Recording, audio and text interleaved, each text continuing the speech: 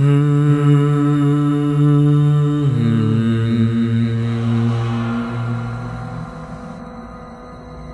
gabi, kasalukuyang kumukulo ang lana sa altar. Apo, nandito na sila. Humanda ka na. Opo naman, Lolo. Kanina ko pa sila inaantay eh. Sa katunayan, natigil sa pagsasalita si Marco. Bumukas ang bintana. May kung anong humila sa kanya palabas. Tumising si Marco sa bakuran. Marahang tumayo ang binata at nagpagpag ng damit. Ay nako, araw-araw na lang kayong nanggugulo. Hindi ba kayo nagsasawa? Hindi nga kami aalis dito hanggat gustong manggamot ni Lolo Carpio. Dito lang kami. Kung ayaw nyo sa amin, kayo ang umalis.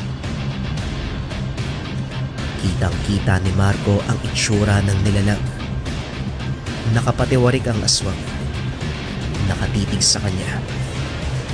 Gumapang ito ng mabilis. Bago tuluyang makalapit, tumalon ang nilalang. Walang pagdadalawang isip na sinunggaban si Marco.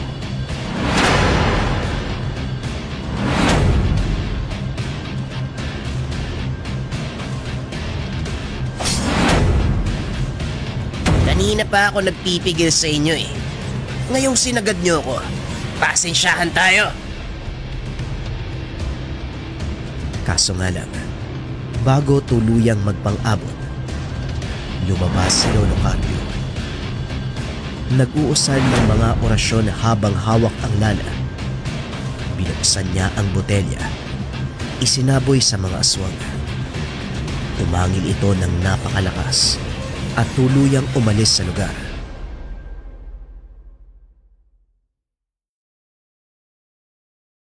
Apo, hindi sa lahat ng oras kailangan mong gumamit ng dahas. Ang kwentong ito ay hango sa totoong buhay. Mula ito sa isa nating kabayan na itago na lang natin sa pangalang Marco. Taong 1987, Zamboanga. Iba't ibang uri ng elemento at nilalang ang nakakaengkwentro ni Lolo Carpio at Marco. Dalawa na lamang silang magkasama sa araw-araw. Maagang naulila si Marco sa mga magulang, parehong biktima ng mga aswang. Araw-araw, ginugugol na Lolo Carpio ang buhay sa panggagamot. Kaya naman palaging nasa peligro ang buhay nila dahil sa pagtulong sa iba. Etong si Marco, nagkaroon din ng karunungan sa lihim na kaalaman. Kaso nga lang iba ang ugali ni Marco. Mayabang at arogante. Walang libre para sa kanya. Sa kanyang isipan, mas malakas pa siya kay Lolo Carpio patungkol sa lihim na karunungan. Isang araw, may mag-inang sumugod sa tahanan ni Lolo Carpio. Humingi sila ng tulong dahil biktima ng aswang. Malayo pa lang alam na ni Lolo Carpio at ng kanyang apo na may marka ng aswang ang sanggol. Kaagad nilang pinapasok ang mag-ina upang simulan ang gamutan. Dahil sanay si Lolo Carpio sa ganitong panggagamot, mabilis niyang natanggal ang marka ng aswang. Iha, mas mabuti siguro dito na kayo magpalipas ng gabi. Siguradong babalik ang aswang. Nag-iwan siya ng marka sa bata at yon ang gagamitin niya upang matuntun kayo. Dahil sa pangamba, pumayag ang ina na manatili sa bahay ni Lolo Carpio upang magpalipas ng gabi. Tumingin si Lolo Carpio ng makahulugan kay Marco. Napasimangot ang binata na tila ba nainis. Alam niya na meron siyang trabaho mamaya. Pagsapit ng gabi, binantayan nila ang mag-ina. Nasa loob ng kwarto ang tatlo kasama si Lolo Carpio.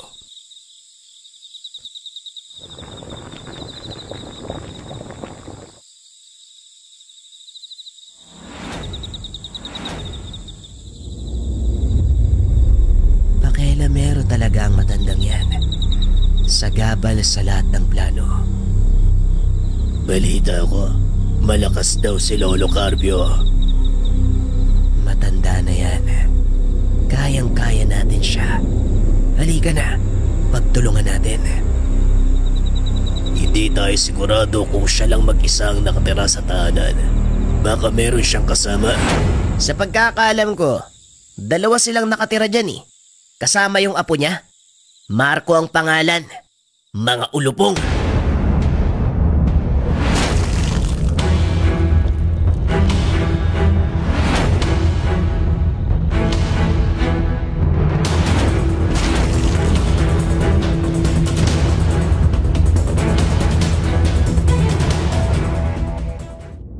Si Lolo Carpio, isa sa pinaka nare-respetong manggagamot sa kanilang sitio.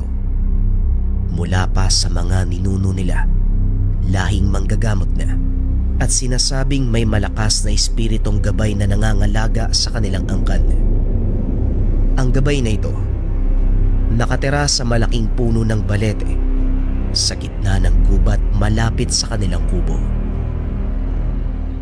Marco, dalin mo nga tong 2 manok at ialay mo bilang pasasalamat sa gabay natin na nagbibigay ng proteksyon sa araw-araw. Si Lolo naman, pwedeng ikaw na lang yung magdala eh. Alam mo naman yung ugali ng gabay na yan. Masungit sa akin. Ayaw nga magpakita eh. Kaya nga ikaw ang mag-aalay para magpakita sa iyo si Amag. Kapag nagpakita siya, ang ibig sabihin nun, tinatanggap ka na niya. Ayus-ayusin mo kasi yung ugali mo. Ang gabay ng angkan nila Lolo Carpio, isa sa pinakamalakas na elemento sa kagubatan. Nagpapakita lamang ito sa oras ng kagipitan. Maselan ang gabay na ito. Hindi kagad nagtitiwala sa mga tao, kahit pa kapamilya mismo ng taong piniling gabayan. Kaya naman kahit ikaw ang pagpapasahan, kailangan mo pa ring patunayan ang iyong sarili sa nilalang. Mag-usap nga tayo. Ano bang problema mo sa akin? Bakit ayaw mong magpakita? Mas malakas pa ako kay Lolo Carpio ah. Ano bang gusto mo?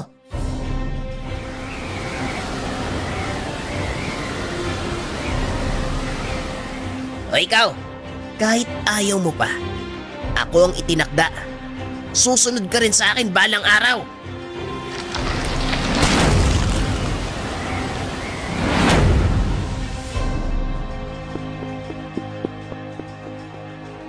Nananalangin si Lolo Carpio na sana tumino ang kanyang apo. Hindi niya alam kung saan namana ni Marco ang pagiging barumbado at mayabang. Kinabukasan, umalis si Marco kasama ang kaibigan upang gumala at mag-inuman. Oh, bakit ganyan yung mukha mo? Mainit na naman ulo mo? Si Lolo kasi, lagi na lang siyang magaling. Pinapamukha niya sa akin araw-araw na parang wala akong alam. Yung parang wala akong natututunan. Nagagawa ko naman ng maayos yung mga tinuturo niya. Mas malakas na nga ako kung ikukumpara sa kanya eh. Kalma lang. Ganyan talaga mga lolo. Paulit-ulit. Kahit 10 aswang pa magtulong-tulong, kaya kong pabagsakin eh. Gusto niyo sumama pa kayong dalawa eh.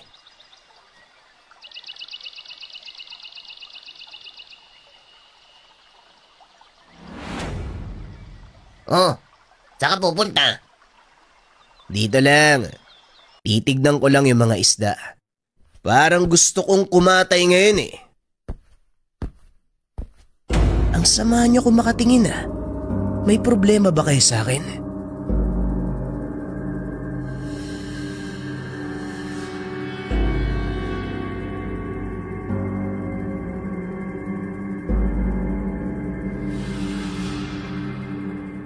Sino ba yun pare? Nakilala mo? Sa pagkakaalam ko, mga bagong salta yan dito eh. Sila yung mga trabador sa pinapagawang bahay ni Kapitan. Hindi, wala naman. Hindi ko sila kilala. Niyaya ko lang, baka gustong makipag-inuman eh. Gabi na nang matapos mag-inuman ang magkakaibigan. Nagpaalam na sa isa't isa. Habang pawi si Marco, naramdaman niya na parang merong nagmamasid sa kanya. Nagpatuloy siya sa paglalakad nang biglang may sumulpot sa bandang harapan.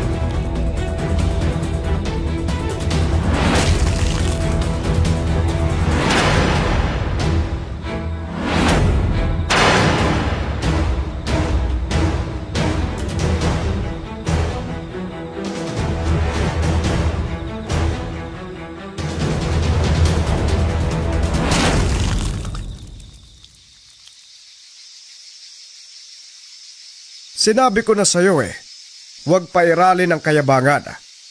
Ano ang napala mo? Kung hindi pa dumating si Amang, baka wala ka na ngayon.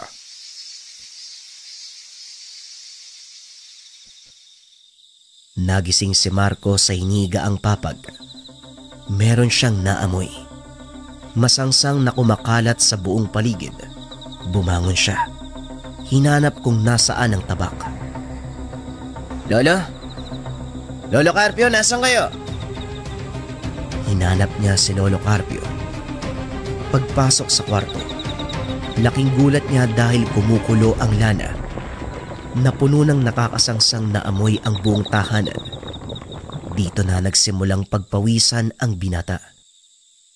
Lumabas siya sa pintuan. Nagulat sa nakita.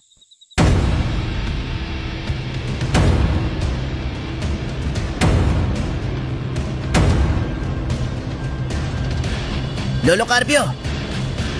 Nang mga sandaling iyon, alam ni Marco na hindi kayang labanan ni Lolo Carpio ang maraming aswang. Sobrang daming nakapalibot sa kanila. Ibigay mo sa amin ang apo mo, kapalit ng mga aswang na pinatay niya. Matagal na kayong tinik sa aming lalamunan. Sumusobra na ang mga gawain niyo, tao.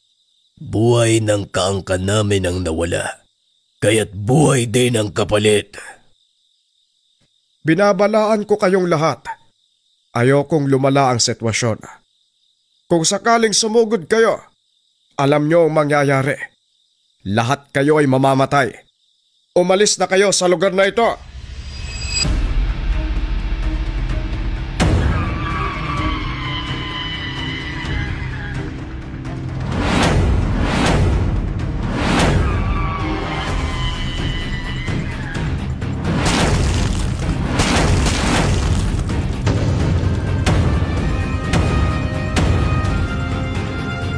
Sinabihan ko na kayo pero hindi kayo nakinig.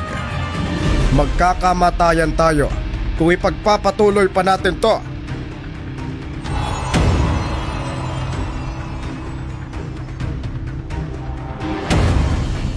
Carpio, marami ang bilang ng mga nilalang. Delikado ang sitwasyon. Maraming nilalang ang nakapalibot sa inyong tahanan. Kaibigan, malaki ang pagpapasalamat ko sa iyo. Nagpakita ka na kay Marco. Isa lang ang ibig sabihin nito. Tinatanggap mo na siya bilang itinakda.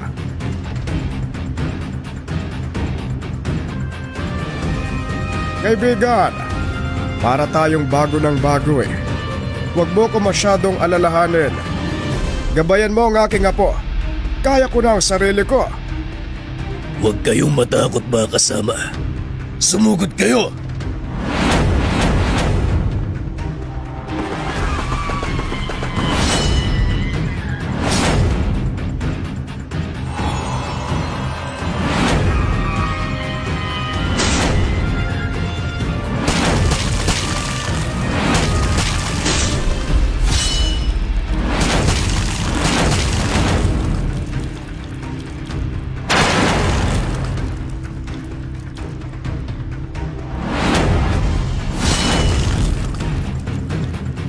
Sa gitna ng laban, napatingin si Marco kay Lolo Carpio.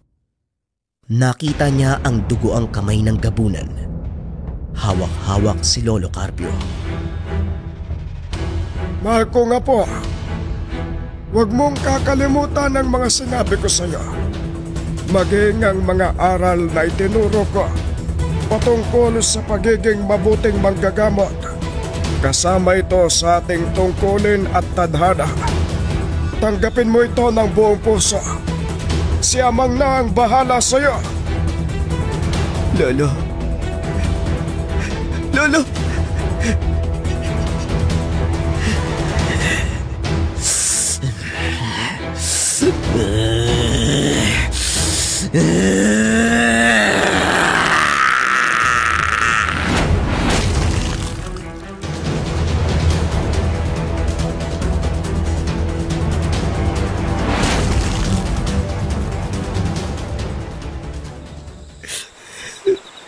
Lolo, patawarin niyo po ako sa mga nagawa ko. Kung nakinig lang sana ako,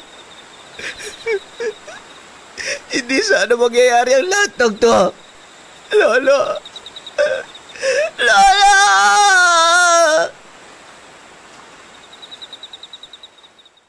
Matapos ang matinding laban, kumalat ang balita sa buong sityo.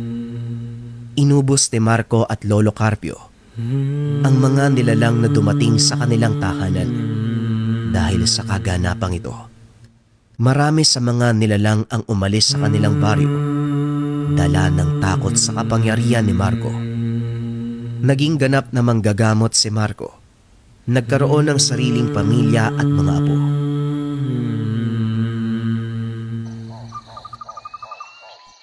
Nanay! Nanay! Oh, anong nangyari sa'yo? Nanay, may malaking tao po ako nakita dun, oh. Sobrang laki po, nakakatakot po siya. Nagpakita ka na sa kanya. Ibig sabihin nito, tinatanggap mo na siya bilang susunod na itinakda. Tama ba, Amang?